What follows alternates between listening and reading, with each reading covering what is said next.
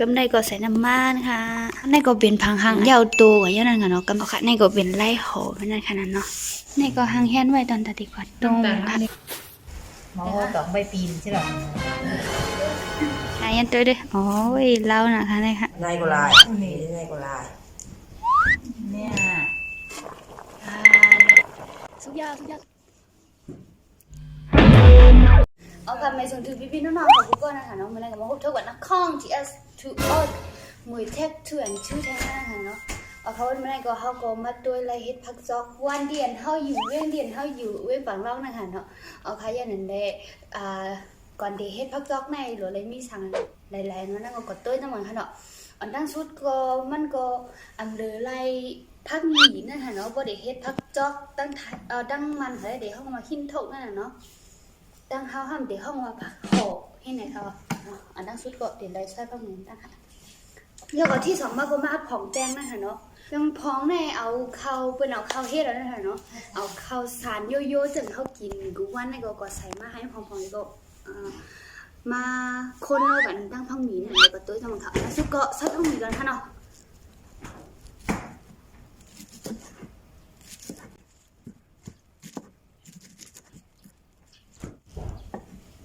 พังหมีก็บ่ใส่แก้มหนักก็ไม่ได้นะคะเนาะแต่ได้ใส่เคี้ยวๆเองทั้งมือเขาตึกซอยพังหมีอยู่นั่นสั่งมีแว่นตาในลิ้นนั่นค่ะเนาะย้อนว่ามันขึ้นตาแก้มหนักค่ะยันตามีอันเท่าค่ะซอยก็ตั้งเคี้ยวมันเท่าค่ะเดี๋ยวซอยหมอกขันในค่ะเอาค่ะกำในก็เขาก็ซอยซอยพังหมียาวนั่นค่ะเนาะตึกเตะใส่พองเข้านั่นค่ะเนาะใส่ค่ะพังหมี1 บาทในเดมีหลายโล1 โลค่ะเนาะ1 ซอยพังหมี1 โลเดี๋ยวได้ใส่ข้าวหาปูนั่นค่ะเนาะข้าวพองข้าวหาปูกำในก็ใส่เกลือลงกว่าค่ะกำในก็ใส่น้ำมันค่ะใส่มีนใส่มะพริก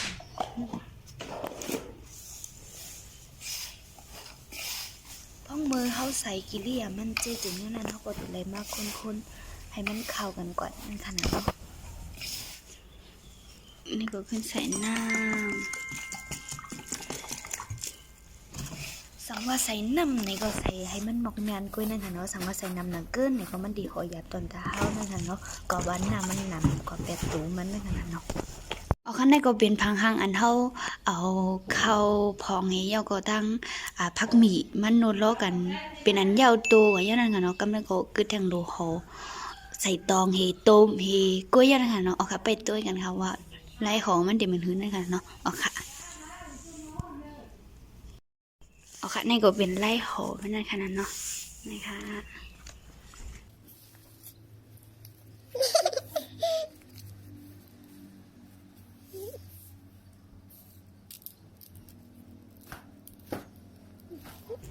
นี่ก็จะเป็นผังหังอันหอยาวตัวกว่า1 หอ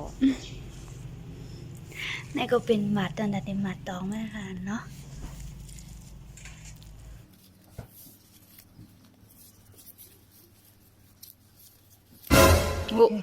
ไล่หอมันก็สั่งอยู่ดีก้นตัวเห็ดด้วยได้เล็บเดี๋ยวหอง่ายเล็บเดี๋ยวหอเป็นอยู่นั่นค่ะเนาะก็จะสั่งว่ามาหอได้เดียวมันก็หอลายอยู่ก็กับมันเข้มหนังแมวเขาหอนั่นค่ะเนาะนี่ก็หางแห้นไว้ตอนตัดดีกว่าตรงค่ะสาวไปตอนนั้นเองคนพึกเฮ็ดพักหอมือใหม่ค่ะแน่หอฮะก็มือหนังข้าวว่ามือไกลนั่นค่ะเนาะก้นตัวได้แลบตุ้ยงายอยู่ก้อยกับป้อมาหอจำเต้ๆช่ำทางหางที่ออกมามือหนังข้าวว่าในทางนี้ไงยันตัวด้วยโอ้ยเล่านะคะนี่ค่ะไรหอมือใหม่กำในเดกินตุกเก่าจำหอด้วยย่านั่นค่ะเนาะหมอต้องใบปีนใช่หรอมันเฮ็ดดำตัวลิลินั่นค่ะเนาะตึกหอไปก็ป้อขอตองปีนเนี่ยป้อพิษกว่าย่านั่นค่ะเนาะสองให้ก่อนห้องเรียนเป็นวันสองน่าจะต้องเย็นน่าตัดน่าใส่น่าสีเอ๊ะเอามือนะเอามือน่ะเยอะกว่าที่ไหนเรียกมาที่ไหนอ่ะเยอะที่ไหนออกทำไมที่ไหนมือวันนั้นเน็บเนี่ยมือว่าเอาไปกว่าเฮ็ มาหมอวันโยกพ่อจะมาหมอโหน่ะ ใส่ที่ไหน ตอกยาวค่ะหมอเฮ็ดนี่นี่ ดอกยาวหอก เนี่ยเบอร์ตอกยาวบนข้อไข่ใน ในก็ลาย นี่ ในก็ลาย เนี่ย ก็ต้อง กับมือตอกยาวกับหมอโหกับอะไรที่ทีมภาคนี่นายกับเนี่ยข้อขึ้นเนี่ย ลาย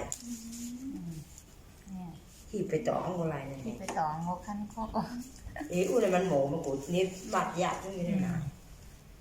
ที่ไปอันไทยน่าเลยได้อีกที่ไหน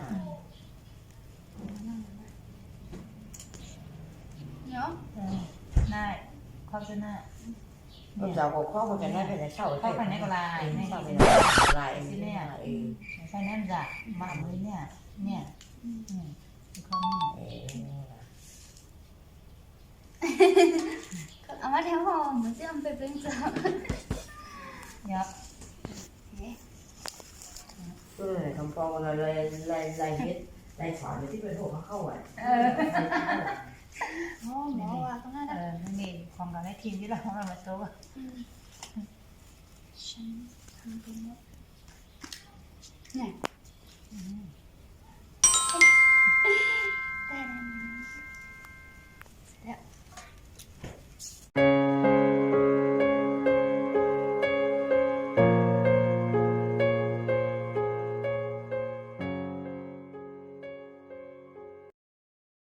เอาคันในก็จะเป็นพับจอกอันเฮาขอยาวโตดีงามเนี่ยนะคะเนาะกับในก็หังแค้นกันดัดดีกว่าโตให้มันสุกนะคะเนาะเอาค่ะเดี๋ยวส่วนในเฮา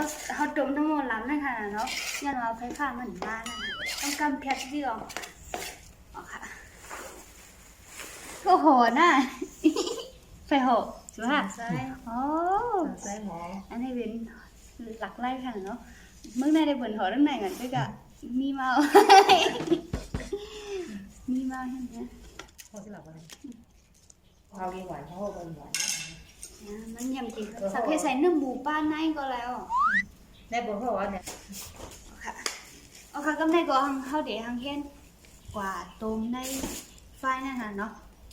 เอาค่ะมือเขาใส่น้ำในเขาก็เดี๋ยวเลยใส่ครึ่งกันนะคะเนาะนี่ค่ะน้ำเดี๋ยวเลยใส่ครึ่งด้วยนะคะเนาะอย่าพอใส่น้ำหนักเกินอย่าบอกเองน้ำหนักเกินนะคะน้ำมองเมียนด้วยค่ะ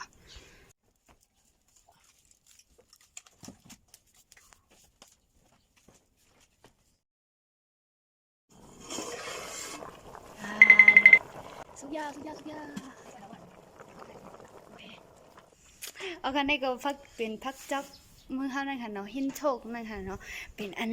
หอยาวเลยต้มซุกยาวลูกกินอยู่นะคะเนาะเอาค่ะยันนั่นแหละก็กินทั้งหมดนะก็ let's go เ